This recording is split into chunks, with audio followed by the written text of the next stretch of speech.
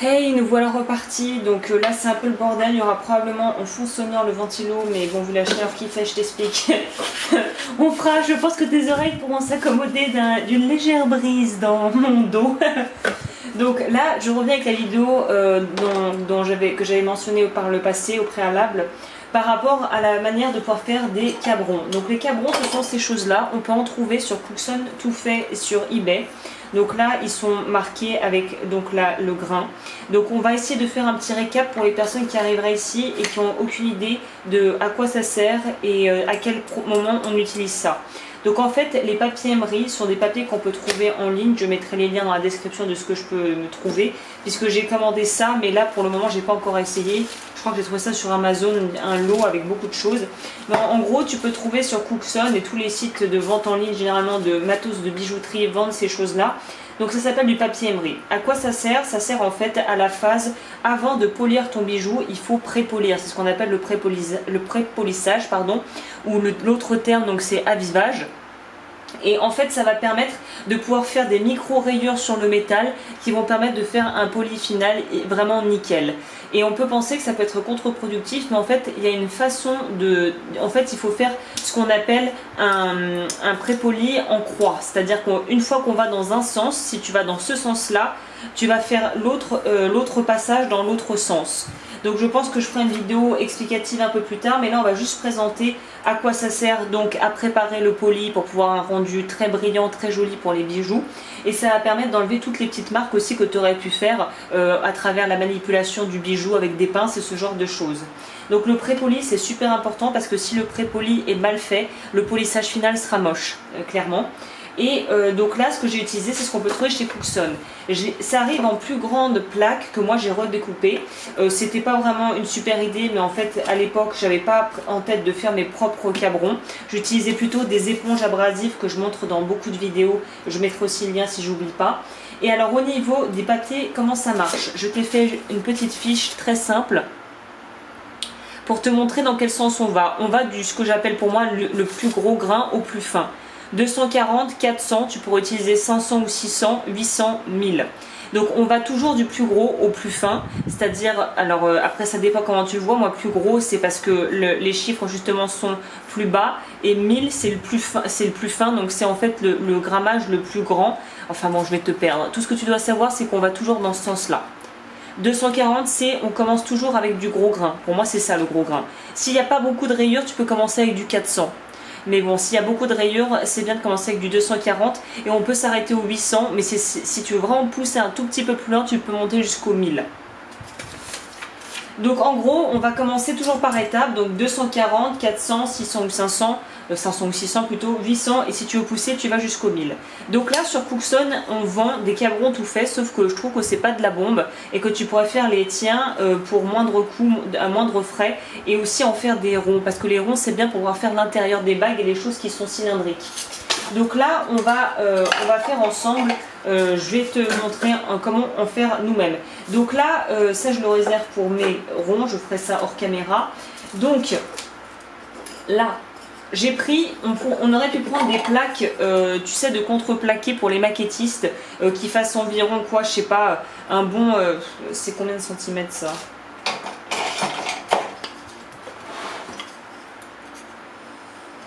Voilà, minimum 2 cm de largeur, j'aurais bien dit minimum 1 mm d'épaisseur.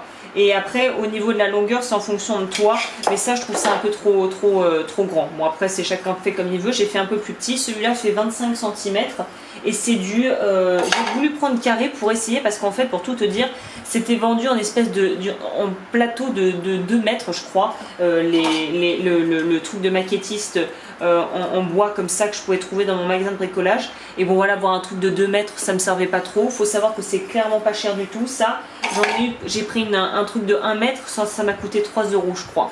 Et je voulais prendre carré parce que je me suis dit tiens, carré je trouve ça pratique à manier, je trouve ça plutôt enfin ça m'a l'air plutôt efficace. Donc on va voir à la pratique ce que ça donne parce que vu qu'il y a 4 faces, je me suis dit on peut vraiment un peu plus, on va dire, utiliser de manière plus prolongée, le papier émeri qui est de toute façon au fur et à mesure qu'il est en contact avec le métal va perdre en rugosité, et du coup c'est là qu'il faudra changer de face, et ensuite tu verras le déchirer quand, quand c'est vraiment trop usé, et après il faut les changer de temps en temps quand même.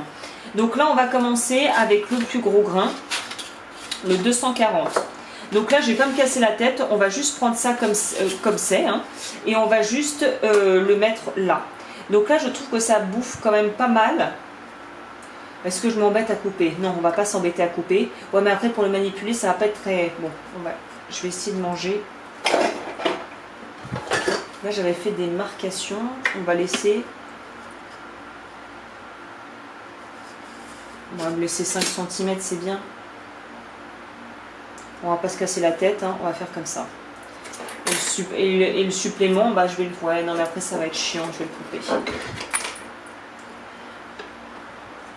Est-ce que je le coupe ou est-ce que je le mets comme ça? Là tu vois, je suis dans un dilemme, c'est mon côté feignasse. Qu'est-ce qui va prendre... Qu'est-ce qui va être le moins chiant à faire?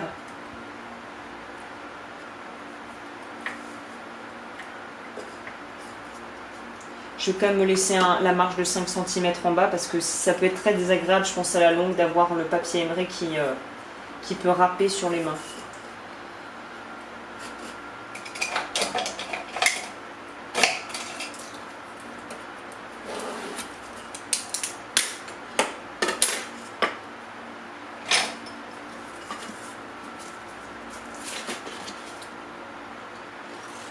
Donc après au niveau de la taille que tu vas choisir, au niveau de la longueur et de l'épaisseur, c'est toi qui vois. Mais je pense qu'une épaisseur d'un cabron de moins d'un centimètre, moins d'un centimètre, ça paraît un peu galère.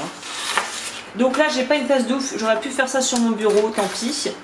Donc là, est-ce qu'on voit toujours? Oui. Alors là ce qu'on va faire, c'est... Merci d'ailleurs à Caroline entre parenthèses parce que c'est en regardant ces vidéos que j'ai vu ça et que je me suis dit oh c'est pas mal, on va essayer autrement avec du carré. C'est un peu la vie qui m'a fait prendre ça. En fait cette technique c'est de pré-casser le papier parce qu'en fait tu vas voir, je sais pas si on peut bien voir. Ah nickel. C'est qu'une fois que c'est marqué, c'est vraiment marqué, c'est-à-dire que c'est assez rugueux. Est-ce que tu as entendu?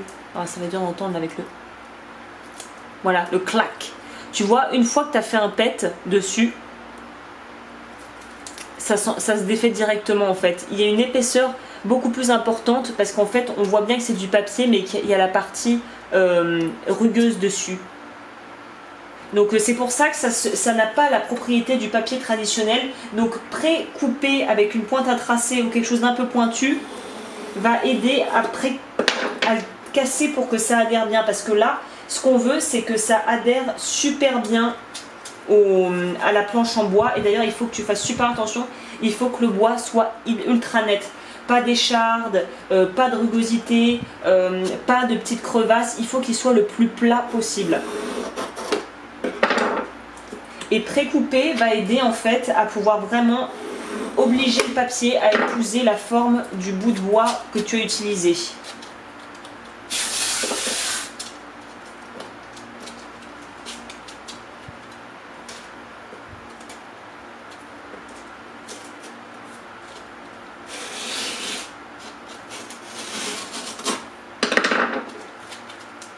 Et là, tu peux enrouler en plusieurs fois, puisque plus tu vas, bon après c'est en fonction de la taille du papier standard, mais plus tu peux enrouler, moi je trouve mieux c'est, hein, en réalité. Parce qu'en fait après plus tu les utiliseras, plus tu vas enlever, tu vas comprendre si tu vois pas du tout où je veux en venir. Et là, on va essayer de couper ça.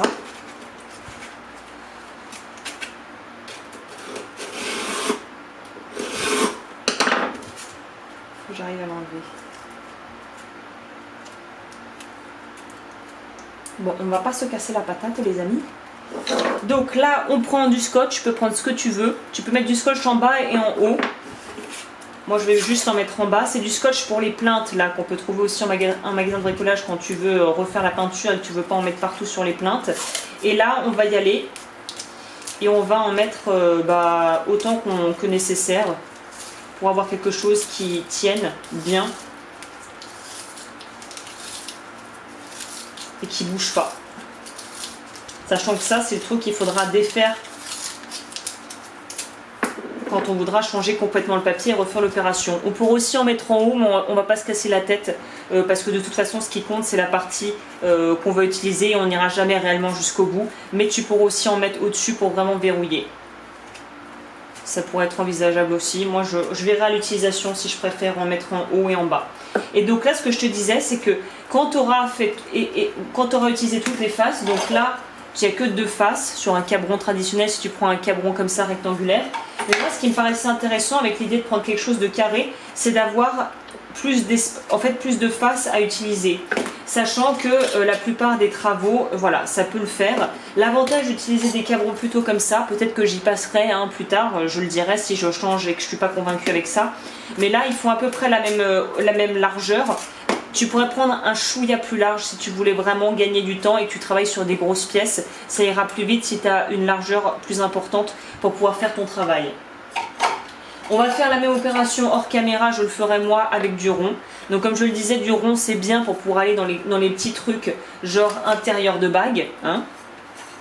Et pour ceux qui n'auraient pas encore compris le coût du grammage, et de ce que je disais par rapport à l'émrisage en croix, enfin c'est pas l'avivage, tout à l'heure je disais l'avivage, c'est l'émrisage pardon, puisque c'est du papier émeré, donc le fait de prépolir, on appelle ça l'émrisage.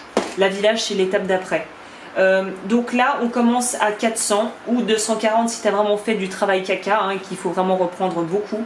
400, 500 ou 600, c'est toi qui vois, 800, 1000 optionnel, tu peux même aller jusqu'à 1200 si tu veux. D'ailleurs moi j'ai que du 1200 donc ça sera 1200. De toute façon je suis trop feignante moi pour aller jusque là, généralement je m'arrête avant. Mais s'il faut vraiment un poli ultra, bon bah là je fais. Mais voilà, donc voilà comment ça se passe. Et au niveau de ce qu'on dit, quand je dis de travailler en croix, c'est qu'on va prendre, voilà. Quand tu fais du pré-poli, si tu vas dans ce sens-là, ça veut dire qu'une fois que tu as fait toute la zone de travail à pré-polir dans ce sens-là, il va falloir le faire dans l'autre sens. Donc c'est pour ça qu'on dit en croix, c'est-à-dire que si tu fais toute la zone comme ça, de gauche à droite comme ça, la prochaine étape, ça sera dans l'autre sens, avec le même grain. Tu vas dans l'autre sens. Et ensuite, tu passes au grain supérieur, c'est-à-dire de plus en plus fin. Donc là, si j'ai commencé avec 240, on va passer au 400 et pareil, dans ce sens-là, puis dans ce sens-là. J'espère que ça fait sens ce que je dis. Vous me dites dans les commentaires si vous avez rien compris.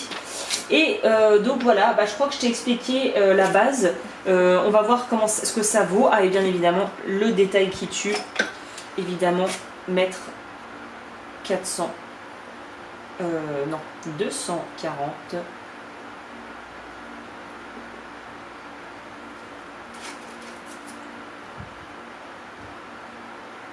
Voilà. Moi c'est bien du 248. 240 et tu le mets et tu l'inscris là pour être sûr de ne pas te planter du coup. Donc, et après tu fais pareil pour tous. Donc voilà comment je procède et on va voir à l'utilisation ce que ça vaut. Et je te dis à bientôt pour d'autres vidéos et n'hésite pas à aller voir les cours en ligne gratuits que je propose et les cours aussi tout court qui sont disponibles. Et je te dis à bientôt pour une autre vidéo.